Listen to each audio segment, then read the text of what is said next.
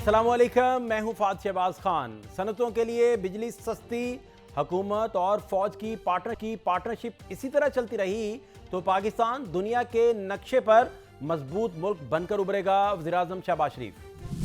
मुल्क को दिवालिया होने से बचाया, ज़र मुबादला के ज़खायर दुगने हो गए। हुकूमत का काम कारोबार करना नहीं बल्कि इसके लिए साजगार माहौल फ्राहम करना है। वज़ीर-ए-आज़म पाकिस्तान। सानिया भाटी गेट का मुकदमा प्रोजेक्ट मैनेजर, सेफ्टी इंचार्ज और साइट इंचार्ज के खिलाफ दर्ज। अफसोसनाक वाक़े में जाबहक होने वाली मां और बेटी को सपुर्दे खाक कर दिया गया। बानी पीटीआई की सेहत के मामले पर मुस्लिम लीग नून और पीटीआई आमने सामने। तहरीक इंसाफ के तिब्बी दहशतगर्दी के इल्जाम पर हुकूमत क्या कहती है। और पाकिस्तान T20 वर्ल्ड कप खेलेगा या नहीं, शायकीन की नजरें पीसीबी पर।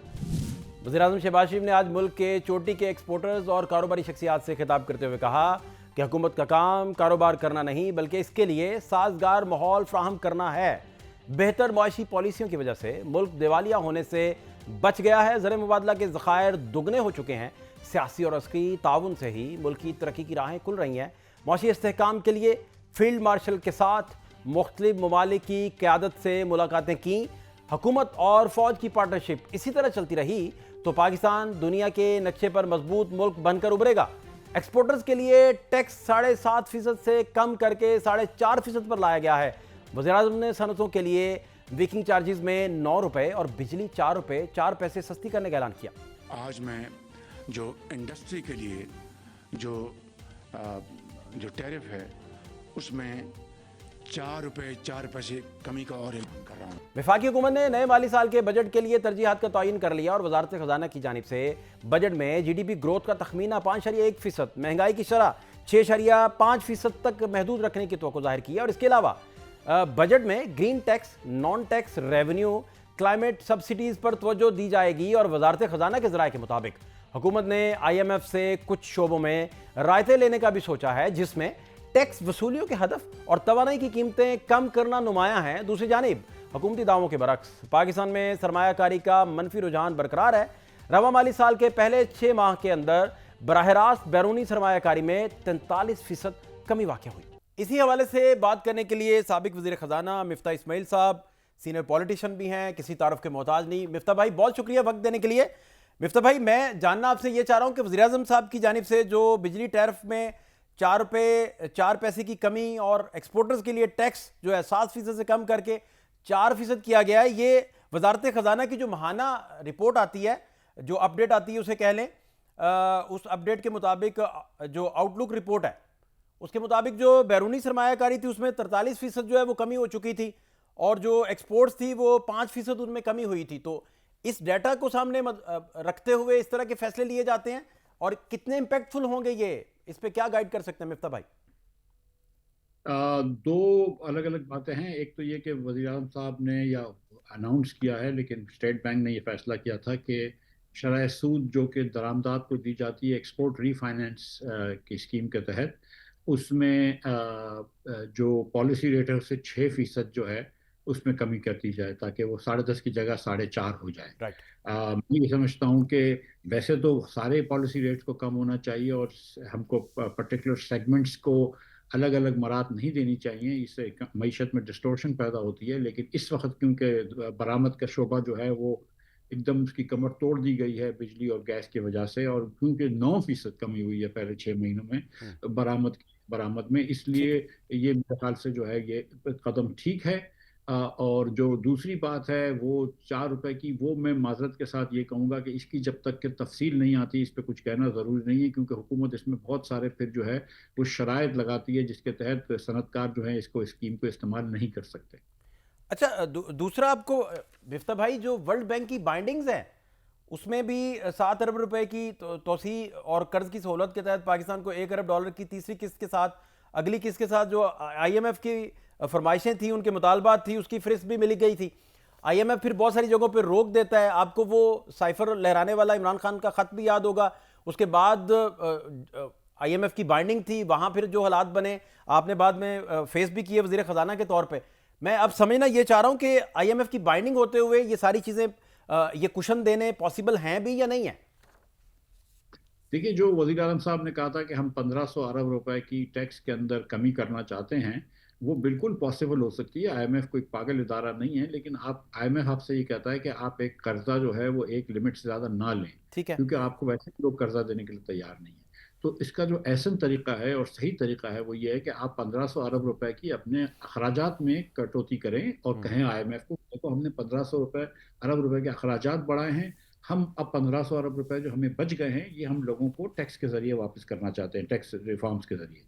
लेकिन आप तो ये नहीं कह रहे, आप तो कह रहे हैं कि हम मजीद कर्ज लेना चाहते हैं। इस साल में आपने 38,000 रुपया फी कर्ज ले लिया है पाकिस्तानी के ऊपर, और 2,96,000 से बढ़ा के आपने 2,94,000 से बढ़ा के आपने 3,33,000 रुपये हर पाकिस्तानी को मकरूज कर दिया है। ठीक। आपने 13%, पाकिस्तान में जो 70-78 साल में कर्जा लिया है उसका 13% आपने सिर्फ इस साल ले लिया है।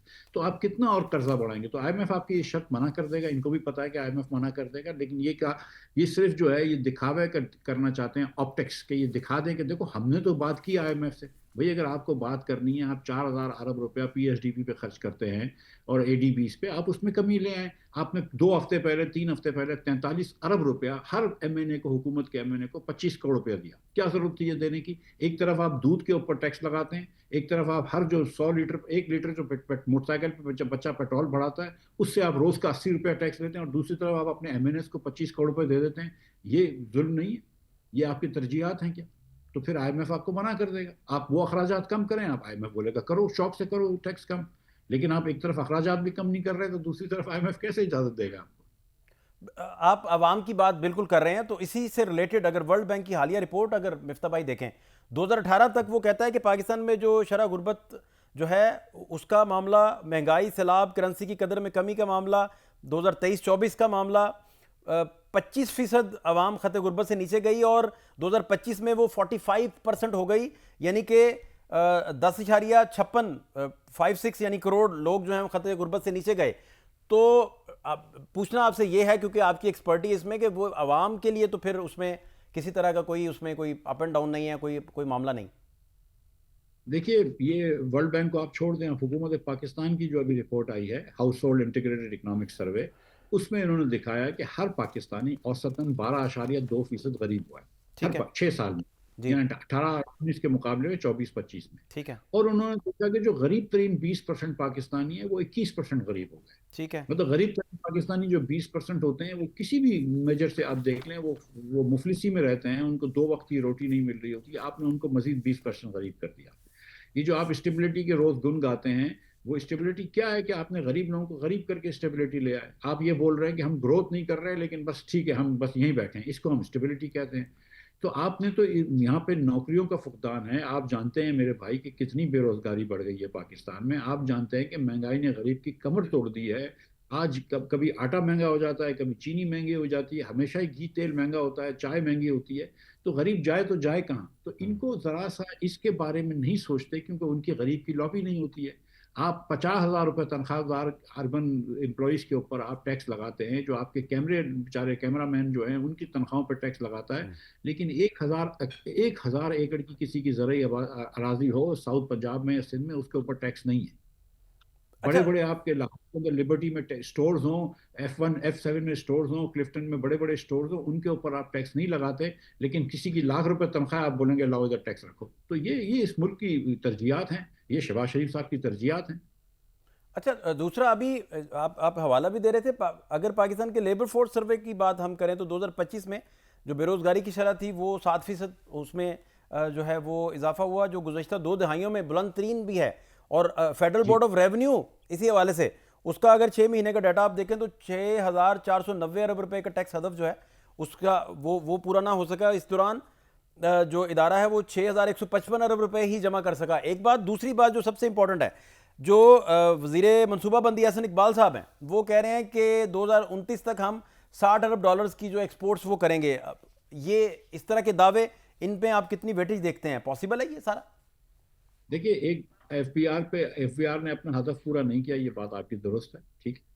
बजट डेफिसिट जो है वो पिछले साल का बजट डेफिसिट और जो बोरोइंग थी वो 3 खरब रुपए से ज़्यादा हुआ पार्लियामेंट की परमिशन से। और लेकिन आप ये भी देखें कि एफबीआर ने टैक्स किससे 150 50% ज्यादा लिया है नौकरी पेशा लोगों से। तो आप कितने नौकरी पेशा लोगों को जानते हैं जिनके पास ये फालतू पैसे होते हैं कि जिसमें वो टैक्स में दे सकें? ठीक, मतलब आप जो है वो जिसको आपने मारा हुआ है उनको आप मजीद मार रहे हैं, जिनकी गर्दन पतली है उनको आप मजीद मार रहे हैं। और जहां तक एहसन भाई ये बात कर रहे हैं, मैं गुजारिश ये करना चाहता हूं कि ये इनके एहसन भाई के बिल्कुल ये इनका शौक होगा, इनकी ख्वाहिश होगी, लेकिन इसमें कोई हुकूमत की ऐसी पॉलिसी है जिसके तहत बढ़ रहा हो? आप कह रहे हैं कि हम 5 सालों में, अब तो 4 साल रह गए, 28 तक आप एक्सपोर्ट को डबल कर देंगे। तो भाई इस साल फिर कम तो नहीं होना चाहिए? 9% इस साल कम हो गया। हम बड़े किस्मत वाले होंगे कि हम पिछले साल बराबर ले आए इस साल एक्सपोर्ट। मेरा ख्याल से नहीं आएगी पिछले साल के बराबर एक्सपोर्ट इस साल, पिछले साल से कम ही आएगी। तो हम फिर मतलब आपके दावे कुछ और होते हैं, आपकी कारकर्दगी कुछ और होती है, वही बताइए 45 और 47 वाली बातें हैं। अच्छा, दूसरा जो डिफ़ॉल्ट का चैप्टर था उसमें अब ये दावे किए जाते कि भाई आपका ज़र मुबादला के ज़खायर जो हैं 16 अरब तक हैं, तो ये सारे इंडिकेटर फिर मुस्बत हैं जो गवर्नमेंट दावे भी करती है। और फिर आखिर में इसको भी एक्सप्लेन कर दीजिए कि ये 4 रुपये 40 पैसे जो हैं इनको एग्जैक्टली बल्कि 4 पैसे हैं, 40 नहीं, 4 रुपये 4 पैसे, ये आप देखते हैं कि इसका डिटेल्स क्या, किस तरह की डिटेल्स आनी चाहिए जिसमें पता हो कि एग्जैक्टली वही बात है जो गवर्नमेंट कर रही है? ये डिटेल आप एक्सपेक्ट कर रहे हैं? देखिए भाई, एक होता है मैं पहले टैरिफ की बात कर देता हूँ, फिर रिजर्व की बात कर लेता हूँ।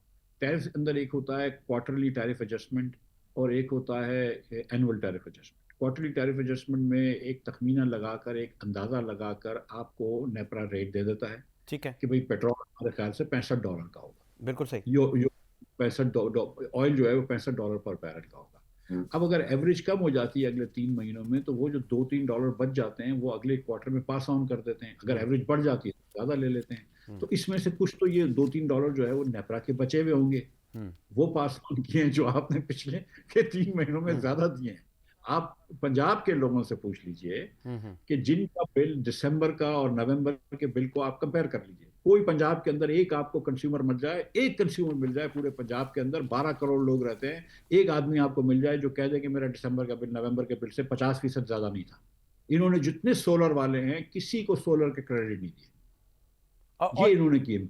ठीक, और दूसरा आप जाके आप ये तो ये क्वार्टरली एडजस्टमेंट में आपसे पैसे लेकर आप जनवरी में जब क्वार्टरली एडजस्टमेंट कम हुआ है और क्योंकि आप वापस दुनिया भर में ईरान की जंग वगैरह की, अमेरिका की जंग की वजह से थोड़ा सा रेट बढ़ रहा है तो फिर बढ़ जाएगा।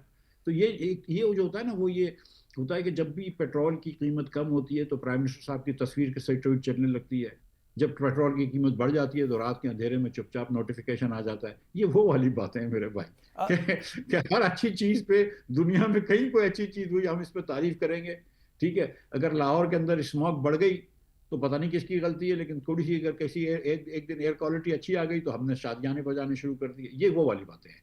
जो दूसरी आपकी बात थी फॉरेन एक्सचेंज रिजर्व की, तो देखें जो इसको हम देखते हैं, जो कल खुर्रम हुसैन साहब ने बड़ा अच्छे आर्टिकल लिखा है कि नेट इंटरनेशनल रिजर्व्स पाकिस्तान के कितने हैं, जिसके अंदर देखते हैं कि पाकिस्तान के पास $16 बिलियन कैश पड़ा हुआ है, पाकिस्तान के पास इतना सोना पड़ा हुआ है वगैरह वगैरह, और पाकिस्तान के ऊपर जो शॉर्ट टर्म उधार है जो कि 6 महीने में आपको वापस करने हैं पैसे, वो कितने हैं। तो एक ज़माना था कि जब पाकिस्तान का ये नेट इंटरनेशनल रिजर्व -10 अरब डॉलर था, कि जो हमको वापस करने थे और जो हमारे पास पैसे थे वो -10 अरब डॉलर थे। आज के दिन वो -6 अरब डॉलर है, या हाँ 6 अरब डॉलर है।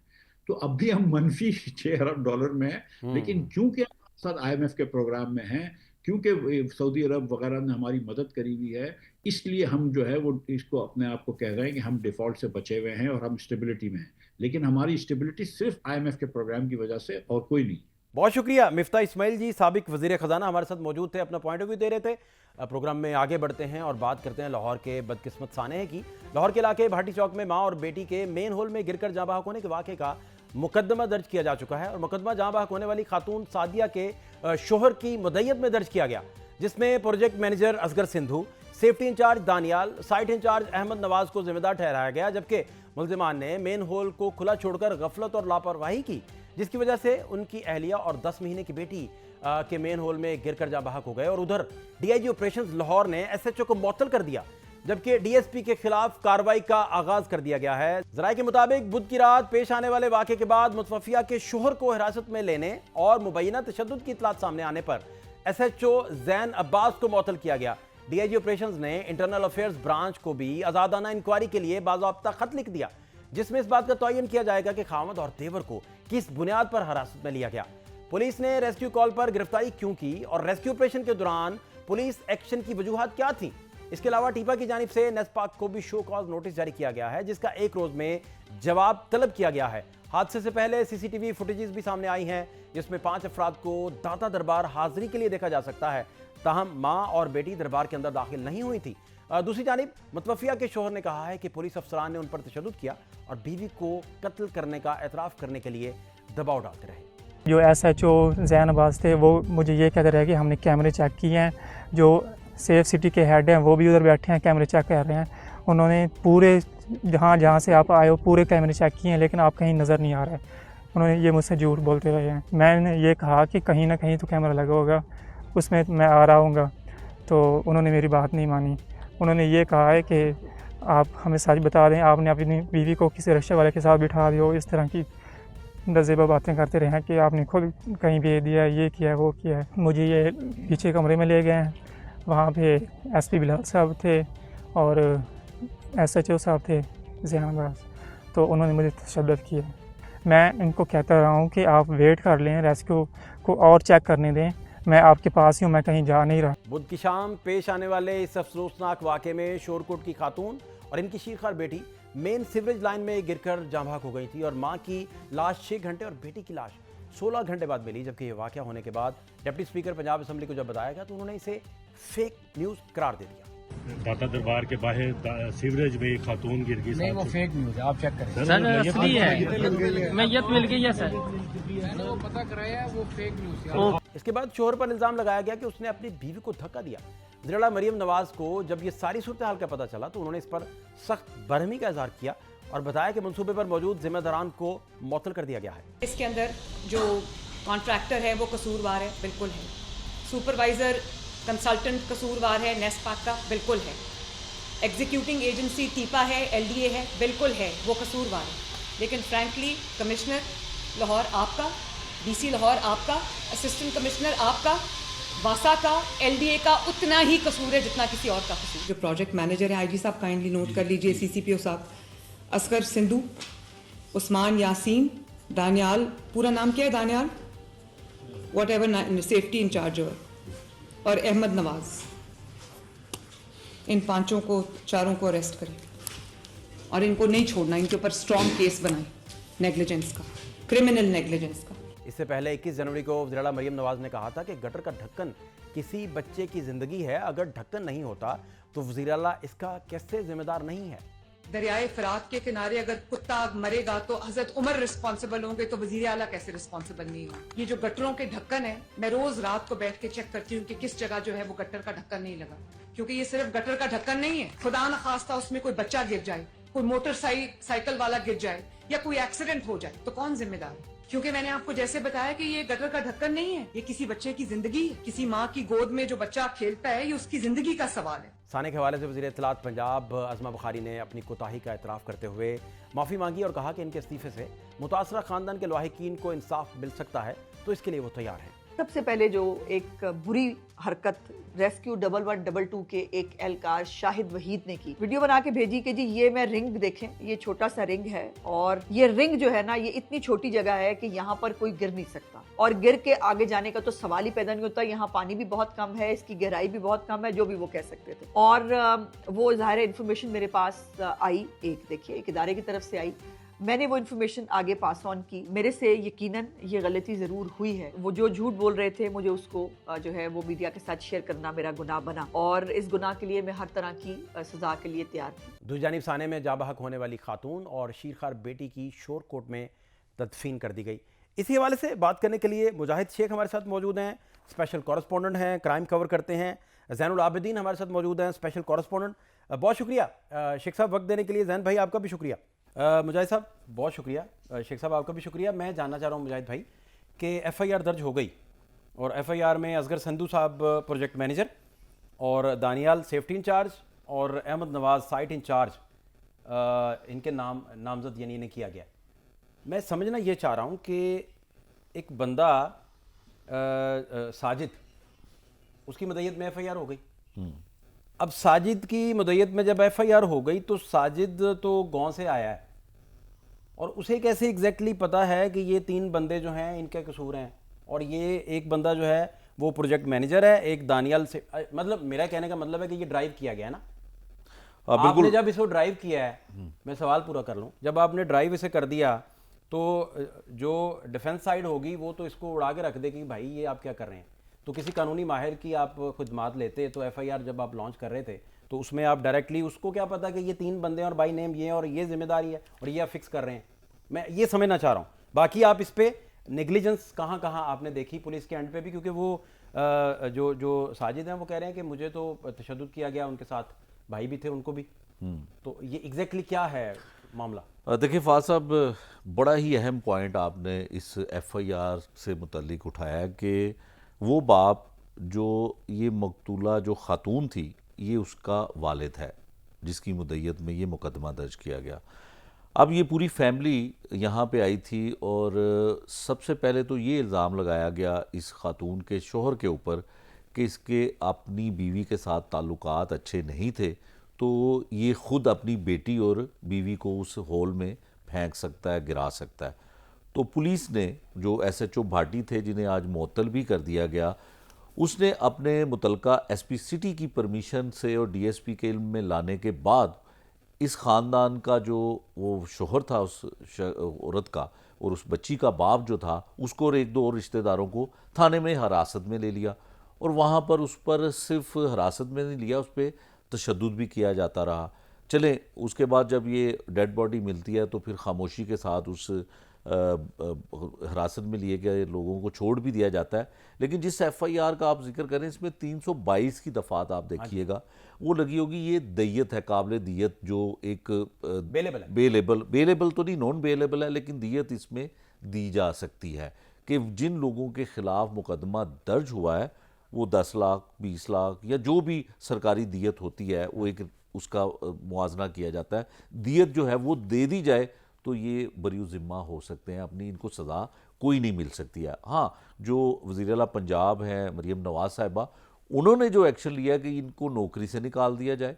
चीफ सेक्रेटरी साहब को उन्होंने कहा कि इनको दोबारा नौकरी नहीं मिलना चाहिए। 322 बेसिकली अवेलेबल तो नहीं है, लेकिन इसमें दियत का कॉन्सेप्ट है। दियत का कॉन्सेप्ट नहीं है, दियत ही है, और दियत की वजह से इसमें सजा नहीं है। दियत की वजह से कितने केसेस आप कवर करते हैं रोज की बुनियाद पर कि उन्हें मैनिपुलेट उन्हें किया जाता है और बड़े किसी भी तरीके से। ठीक, बेसिकली तो आप कह रहे हैं कि अवेलेबल तो नहीं है, लेकिन जो दियत वाला कॉन्सेप्ट है और दियत वाले कॉन्सेप्ट को लेकर वो कानून में गुंजाइश होने के बावजूद जिस तरीके से मैनिपुलेट किया जाता है, और आप बहुत सारी चीजें ये रिपोर्ट कर चुके हैं और लंबी फहरिस्त है इस पे। हाँ बिल्कुल, आप रेमंड डेविस से शुरू कर लें, एक लंबी फहरिस्त है, कहीं से भी आप शुरू कर लें। देखिए कोई हादसा होता है, ट्रैफिक हादसा, तो उसमें भी यही दफात लगाई जाती हैं। हालांकि सीएम साहिबा ने तो ये कहा कि ये मुजरिमाना गफलत है, तो ये 322 जो है ये दियत है, इसमें सज़ा नहीं हो सकती, कानून कहता है, इसमें कोई जो है वो ऐसी बात पोशीदा नहीं है। तो इसमें दफात जो है वो शामिल होनी चाहिए थी। फिर दूसरी बात यह है कि इसमें जो मुकदमे का मुद्दई बनाया गया ये उनकी लिखी हुई तहरीर नहीं है, ये पुलिस ने जो किया जैसे किया वैसे उन्होंने रिफ्लेक्ट हो रही है बेसिकली, बिल्कुल रिफ्लेक्शन बता रहा है, बिल्कुल रिफ्लेक्शन बता रहा है। और दूसरा इसमें एक सबसे बात और अहम है फाद साहब की, एक आज वीडियो जारी होती है, जो मुकदमे का मुद्दई है वो एक टेबल है, वो पता नहीं कौन सा रूम है, बताया जाता है शायद वो डेड हाउस है, वहाँ पे एक सब इंस्पेक्टर आता है और उसे अंगूठे लगवाता है, साइन करवाता है सादे पेपर पर। पता नहीं अब वो किस लिए करवाया गया। पुलिस का मौक़िफ़ ये है कि शायद जो एफआईआर दी गई है उसमें भी एक बड़ा खला है, ये आपके प्रोग्राम में नई चीज़ सामने आएगी, शायद दानियाल नाम है, वो नाम भी गलत लिखा गया है, उसका किसका नाम गलत लिखा गया? एक इसमें मुलजिम है, शायद उसका नाम दानियाल है या कोई और नाम है, उसका नाम गलत लिखा गया है। तो उसकी तस्सीह के लिए मैं पढ़ देता हूँ। असगर सिंधु प्रोजेक्ट मैनेजर है, दानियाल सेफ्टी इंचार्ज है। अभिषेक साहब से कंफर्म कर लेते हैं। जैन भाई मुझे बताइएगा, इस पे गाइड कीजिएगा। एक तो Asghar Sindhu project manager, Daniyal safety in charge हैं और अहमद नवाज साइट इंचार्ज हैं। मुजाहिद शेख साहब का ये क्लेम है कि दानियाल साहब का नाम गलत लिखा गया है, नाम ही गलत है।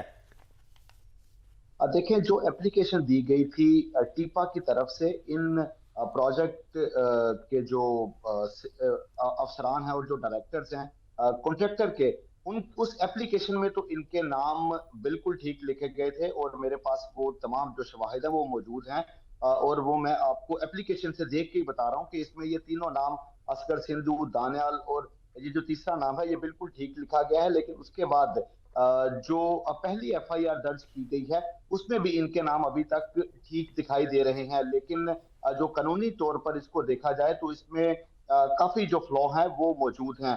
बात ये है कि एक तरफ जो सरकारी इदारा है वो एक अच्छा शेख साहब, मैं स्ट्रेट आ application जाता दे रहा हूं, शेख साहब बिल्कुल स्ट्रेट आ जाता हूं। आपके ख्याल में ये जो लोग जिनको कहा गया है कि ये इनकी जिम्मेदारी है, जिम्मेदारान का अगर आप तयन करें या आप एक बताएं, इसका चेन ऑफ कमांड बताएं, तो आप इस पे क्या गाइड कर सकते हैं? बेसिकली डायरेक्ट सवाल है सर। फहद भाई, एलडीए, टीपा, वासा, नेस्पाक, मुतलका assistant commissioner, deputy commissioner, commissioner और फिर उसके बाद आखिर पर कॉन्ट्रैक्टर की जिम्मेदारी बनती है। 7 इदारे ऐसे हैं जिनको सिर्फ इस चीज की तनख्वाह दी जाती है कि उन्होंने इस प्रोजेक्ट को सुपरवाइज करना है और कॉन्ट्रैक्टर को इस चीज के पैसे दिए जाते हैं कि तुमने यहाँ पर एग्जीक्यूट करना है और अपना सुपरवाइजर भी यहाँ पर तैनात करना है। अब आप ये 7 इदारे देख लें कि फहद भाई क्या इनमें से किसी एक का भी नाम एफआईआर में मौजूद है? मौतली, नौकरी से बर्खास्त और उसके बाद इंक्वायरी, इसके अलावा तो कुछ नहीं हुआ। तमाम का तमाम तर जो मलबा है वो कॉन्ट्रैक्टर के ऊपर डाल दिया गया है। बात यह है कि उसकी मुजरमाना गफलत है, इसमें कोई दो राय नहीं है, लेकिन इन इदारों की भी तो मुजरमाना गफलत थी ना।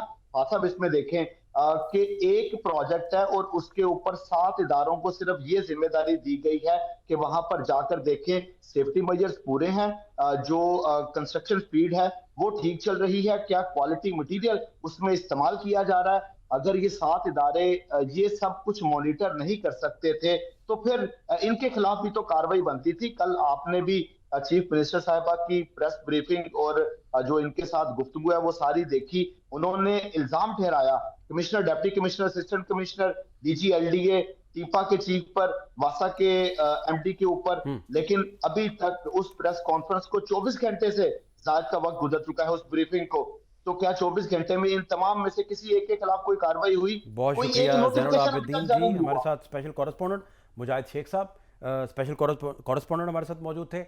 बहुत शुक्रिया। प्रोग्राम में ब्रेक एक शामिल करेंगे जी, हमारे साथ रहिए।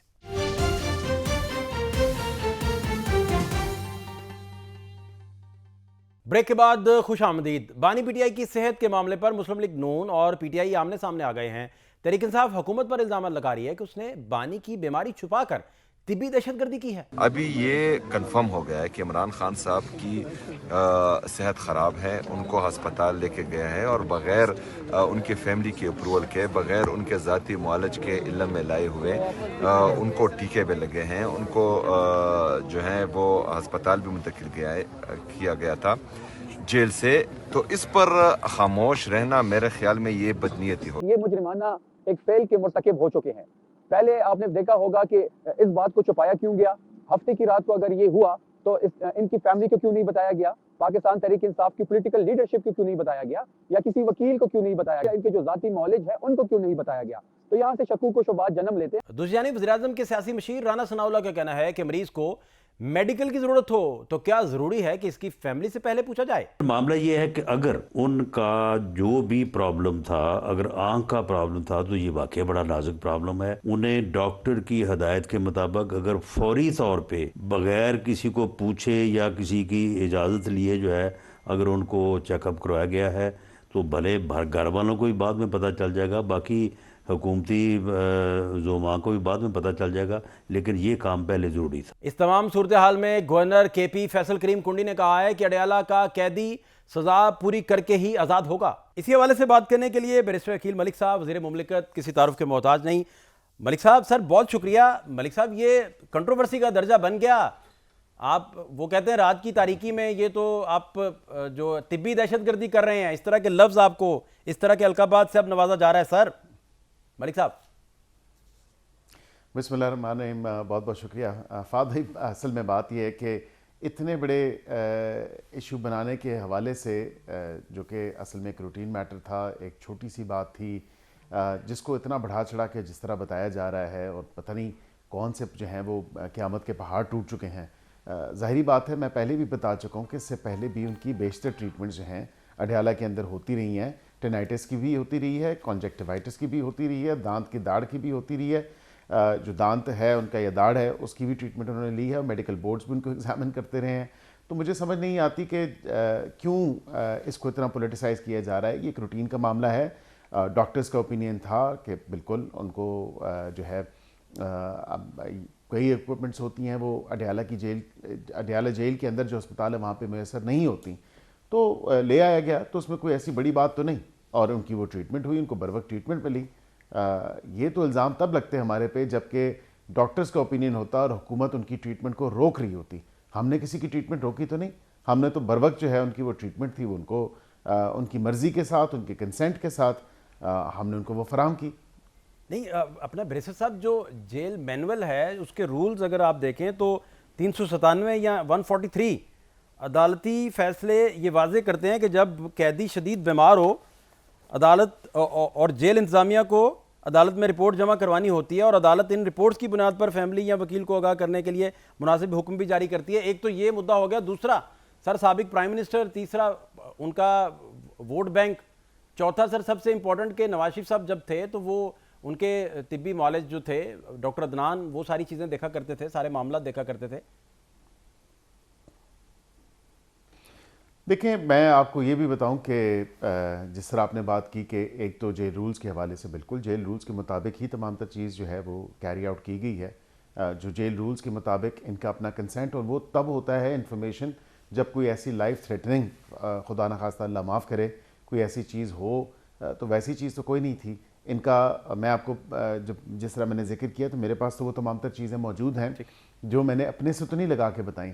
मैंने वो तमाम तर चीज़ें वो बताई हैं, तमाम तर बीमारियां वो बताई हैं जिनका इलाज, जो कि अडयाला के अंदर जो जेल है, जो हॉस्पिटल है जेल के अंदर, उसका रिकॉर्ड का हिस्सा है। तो रिकॉर्ड तो झूठ नहीं बोलता। ये तमाम तर चीज़ें मैंने तो आपको तभी बताई कि जब मैंने ख़ुद वो ज़ाहिरी बात है देखी हैं, और मेरे पास इंफॉर्मेशन मौजूद है कि किस किस चीज़ का, किस किस डेट का, कौन कौन सा डॉक्टर कब कब उनको जो है एग्ज़ामिन करता रहा है, मिला है। और वैसे भी आम रूटीन में उनको दिन में 3 मरतबा उनका चेकअप होता है, जो मेन जिस तरह कह लें ब्लड प्रेशर हो गया, दीगर चीज़ें होगी, जो एक जनरल मेडिकल चेकअप के हवाले से। मैं आपको ये भी बता सकता हूँ कि इनके अपने बिल्कुल अदालत का ऑर्डर था, इनके ज़ाती मौलिद जो हैं अदालत का ऑर्डर उसकी पासदारी में वो मिले, और उनके वो जो ज़ाती मौलिद जो ज़्यादा बेहतर समझते थे वो 3 हफ्ते के लिए मुल्क से बाहर थे। आपको याद होगा 2024 का ये वाक़या है। उसके बाद भी इनके ज़ाती मौलिद जो हैं वो एक बार और मेरे ख़्याल से मुलाकात हुई, और उसके बाद वाज़े तौर पे मैं आपको ये भी बता दूं कि अदालत की ऑर्डर की जो है वो पासदारी करते हुए वो तमाम तर चीज़ जो है वो बरूएकार लाई गई, और इन pursuance of the orders of the high court या ट्रायल कोर्ट के ऑर्डर्स थे। अब भी इन्होंने दरख्वास्त दी है, और मैं समझता हूँ कि जो दरख्वास्त दी है उस पर अदालत ऑर्डर करेगी, और अगर अदालत ने ऑर्डर किया तो बिल्कुल हम उसकी परसुएंस में उनकी ज़ाती मौलिद की मुलाकात करवा देंगे। लेकिन एक और इंटरेस्टिंग चीज़ आपको मैं बताऊँ। जी प्लीज़ प्लीज़। जी, एक और इंटरेस्टिंग चीज़ ये है कि एक नोटिफिकेशन के थ्रू जो अडयाला के अंदर जो मेडिकल सुपरिटेंडेंट हैं, मेडिकल ऑफिसर के अलावा उन्होंने 6 डॉक्टर्स की टीम जो है वो तश्कील दी हुई है, जो राउंड द क्लॉक अवेलेबल हैं खान साहब को उनके जो चेकअप के हवाले से है, या कोई तकलीफ़ है, कोई ऐसी चीज़ है, तो उस हवाले से बिल्कुल वो उनके लिए मैसर है, और राउंड द क्लॉक वो अवेलेबल होते हैं। असल में बैरिस्टर साहब, मुद्दा ये नहीं कि वो राउंड द क्लॉक जो हैं वो उन्हें अवेलेबल हैं या नहीं अवेलेबल। मुद्दा ये है कि आपकी एक पॉलिटिकल पार्टी है सर, उस पॉलिटिकल पार्टी की एक तारीख है सर, और उस तारीख में फैसल वाडा साहब अब बैठ के कहते हैं कि नवाज शरीफ साहब की प्लेटलेट्स की रिपोर्ट वो अपने हाथ से लिखा करते थे, और फिर आपकी गवर्नमेंट पे ऊपर सबसे बड़ा जो सवालिया निशान अपोजिशन लगाती है, ख़ास तौर पर पीटीआई, तहरीक इंसाफ या तहरीक तहफ़्ज़ुज़ आईन पाकिस्तान के लोग, वो सिर्फ ये कहते हैं कि भाई ये पॉलिटिकल विक्टिमाइजेशन के ज़रिए आपने इमरान खान साहब को जेल में रखा हुआ है। चलें, ये तो बहस बात की है, लेकिन अब वो कह रहे हैं कि भाई हमारे 3 बंदों में से लिख के दिया, उनमें से मिलवाएं, कोई खैरियत दरियाफ्त हो सके, उनसे मिल लें, डिस्कशन हो सके, ताकि और फिर उनके मुतल्लिका जगह से उनको इलाज की सहूलत दी जाती। आप शौकत खानम भिजवा देते, और वहाँ बल्कि आप तक तो पहुँचा होगा जहाँ डॉक्टर के पैनल ने अडयाला में ही आपको लिख के दिया कि नहीं यहाँ पॉसिबल नहीं, जेल के अंदर हमें लेके जाना पड़ेगा, हॉस्पिटल पिम्स वगैरह। देखिए, जहाँ तक आपने फैसल वाडा साहब की बात की तो उस पर मैं क्या कमेंट करूँ, मतलब उस पर क्या कमेंट करना बनता है। बिल्कुल आपको पता है कि मियाँ साहब की मुख्तलिफ जो है वो उनको इश्यूज़ थे हेल्थ की, उनकी कंडीशन ऐसी थी उस वक़्त, जो कि इनकी अपनी गवर्नमेंट और इनकी अपनी गवर्नमेंट का बनाया हुआ बोर्ड जिसका वो खुद हिस्सा थे, उन सब ने तस्दीक की। उन्होंने प्लेटलेट्स के हवाले से, उनकी हार्ट कंडीशन के हवाले से, जो दीगर उनको इश्यूज़ थे उस हवाले से उन्होंने बिल्कुल बताया। अब ये इस तरह का एक बेहुदा किस्म का कमेंट कर देना कि मैंने खुद वो बनाई है, I mean this makes no sense. यहाँ पे मैं इस पे और इससे ज़्यादा कमेंट नहीं कर सकता। मैं ये एक ज़रूर चीज़ आपको बताऊँ कि जहाँ तक आपने कहा कि उनकी फैमिली में से कोई मिले, तो फैमिली में से मिली थी, उज़्मा साहिबा पिछली दफ़ा मिली और यही तमाम तर बातें की गई थी कि खान साहब की सेहत के हवाले से हमें बड़ी तशवीश है, हमें नहीं पता कि खान साहब को कैसे रखा गया है और हमें बड़ी फ़िक्र हो रही है। और फिर उनकी मुलाकात करवाई गई। आपको याद होगा 2 दिसंबर की शायद वो तारीख थी जब मुलाकात हुई। तो उसके बाद मुलाकात में क्या हुआ, मुलाकात के बाद उसी इस्लामाबाद हाई कोर्ट के ऑर्डर की वायलेशन की गई, जिस ऑर्डर को जो है ये डिलिबरेटली वायलेट करते हैं। मीडिया से गुफ्तगू की गई, नैरेटिव बिल्डिंग करने की कोशिश की गई, इदारों को टारगेट किया गया। शायद पता नहीं खान साहब ने इतनी बातें की होंगी या नहीं की होंगी, उस मुलाकात में जितनी बढ़ा चढ़ा के अपने तय जो है वो तमाम तर बातें बताई गई। तो एक नैरेटिव बिल्डिंग का जो है एक पुराना शौक तो इनको है, तो वो जो अभी भी जारी हो सारी है। नहीं तो अभी आप मिलने देंगे कि अभी भी गवर्नमेंट नहीं मिलने देगी? वो तो इस तरह तो बात फिर और कंट्रोवर्सी की तरफ बढ़ जाएगी और बात पता नहीं फिर कहाँ रुके जाके। मैं समझ नहीं पा रहा हूं कि मिलवा रहे हैं नहीं मिलवा रहे। जी देखिए, मैंने तो पहले कहा था कि अंडरटेकिंग दें अडयाला के सुपरिटेंडेंट को और इस्लामाबाद हाई कोर्ट के जो उस अदालत में जहाँ पे इन जिसकी वायलेशन ये करते हैं, जिस कोर्ट ऑर्डर की वायलेशन ये करते हैं, और अडयाला के सुपरिटेंडेंट को भी दें कि हम law and order situation, security situation या वहाँ पे रकस क्रिएट नहीं करेंगे। तो ये तमाम तर बात इसी तरह से है। अगर वो उनकी अंडरटेकिंग पे बिलीव करते हैं तो बिल्कुल उनकी मुलाकात हो जाएगी और कहें कि हम। बहुत शुक्रिया बैरिस्टर अकील मलिक साहब जी, वज़ीर मुमलिकत हमारे साथ मौजूद थे। प्रोग्राम में शॉर्ट ब्रेक एक शामिल करेंगे, हमारे साथ रहिए।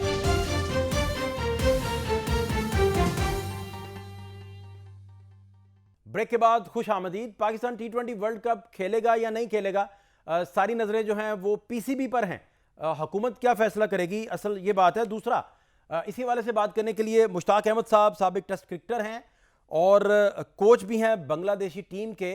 बहुत शुक्रिया मुश्ताक भाई वक्त देने के लिए। मुश्ताक भाई, इससे पहले कि मैं आपसे ये जानूं कि पाकिस्तान वर्ल्ड कप के लिए क्या फैसला करता है, आज का दिन भी बड़ा इंपॉर्टेंट है या मंडे का दिन बड़ा इंपॉर्टेंट है, इससे पहले मैं जानना ये चाह रहा हूँ कि कल की जो परफॉर्मेंस को लेकर पाकिस्तान, उस पर क्या आपका टेक है? फिर बाबर रिवर्स स्वीप खेलने चले गए, वो बहुत कम, इस तरह के शॉट तो कभी खेलते नहीं देखा उन्हें। और इसके अलावा फ़खर जमान बिल्कुल आउट ऑफ टच हैं, उन पर बड़े सवाल आते हैं। शादाब साहब की फॉर्म पे बड़े सवाल आते हैं। बेसिकली आप किस तरह देख रहे हैं सारी चीज़ों को, समझना ये चाह रहे हैं? बिस्मिल्लाहिर्रहमानिर्रहीम। अच्छा, कल की परफॉर्मेंस में अगर देखा जाए तो जीत जो होती है ना, ये बहुत चीज़ों को छुपा देती है, नंबर 1।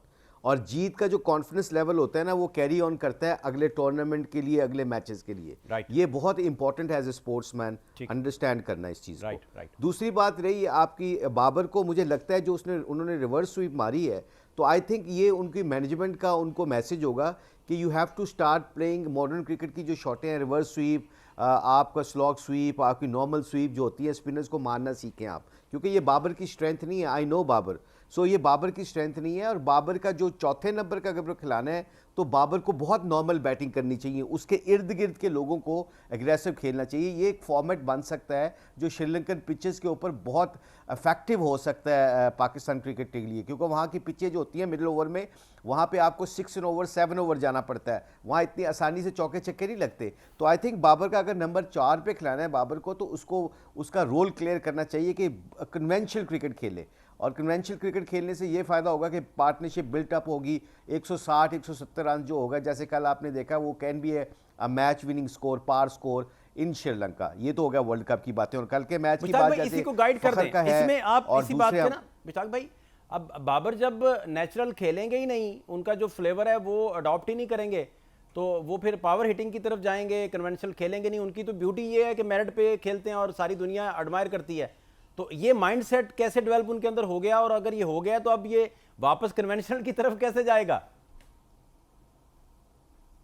मैं बीइंग अ कोच और बीइंग एक्स क्रिकेटर अगर मैं हूं और बाबर का फैसला करना हो तो बड़े कॉमन सेंस की बात है। बाबर को सिर्फ नॉर्मल क्रिकेट जिस तरह के उसने 12 या 13 100 किए उन्हें 2020 में जिस तरीके से किए हैं उसी तरीके से खेल देना चाहिए बाबर को। एज ए आपने भी ये बात की है कन्वेंशनल क्रिकेट खेलने के लिए क्या करना पड़ेगा, वो नॉर्मल क्रिकेट शॉटें मारते हैं ना जब, तो उसका जो स्ट्राइक रेट है वो 130 प्लस होता है और 130 प्लस जो होता है ना वो इन पिचों के ऊपर बहुत अच्छा स्ट्राइक रेट होता है। हमारे जितने भी जो शॉट मारने वाले लोग हैं, जैसे हम फ़खर की बात करते हैं, Fakhar is a very good player, मतलब उसके एक्स फैक्टर है, मैच जिताने की सलाहियत है उसमें, मगर अगर आप स्ट्राइक रेट देखा जाए तो वो क्या होता है, कई प्लेयर छक्का मारने के बाद 4 बॉल डॉट खेल देते हैं।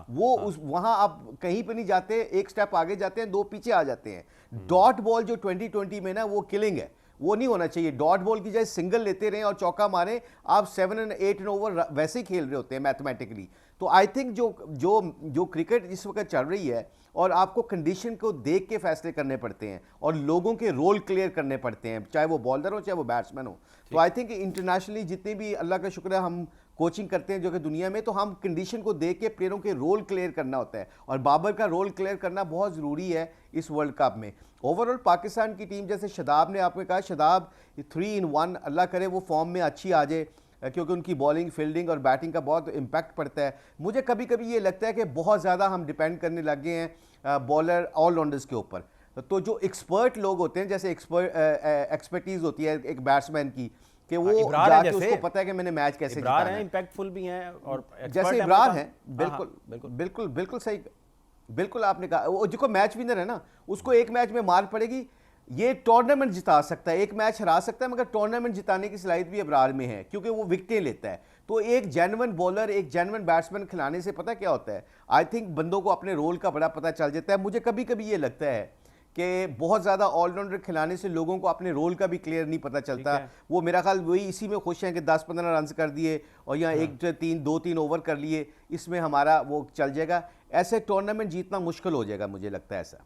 ठीक है। और दूसरा देखें ना, ज़ैम्पा कलबाल बॉलिंग जब कर रहे थे तो कितना इम्पैक्टफुल, और 4 शिकार भी उन्होंने किए, वो उनका इम्पैक्ट आप देखिए। और शादाब की देखें, लेग स्पिनर की तो ब्यूटी ये है कि इसने राइट कॉर्नर में अगर बॉल फेंकना नहीं तो वो उतना फिर मुड़ना भी चाहिए। शेनवान साहब को आप सामने रख लीजिए, बल्कि बहुत सारी आपकी तो यादें हैं इन सारी बातों से, तो इस पे भी आप बताइए क्या आपकी राय है शादाब साहब।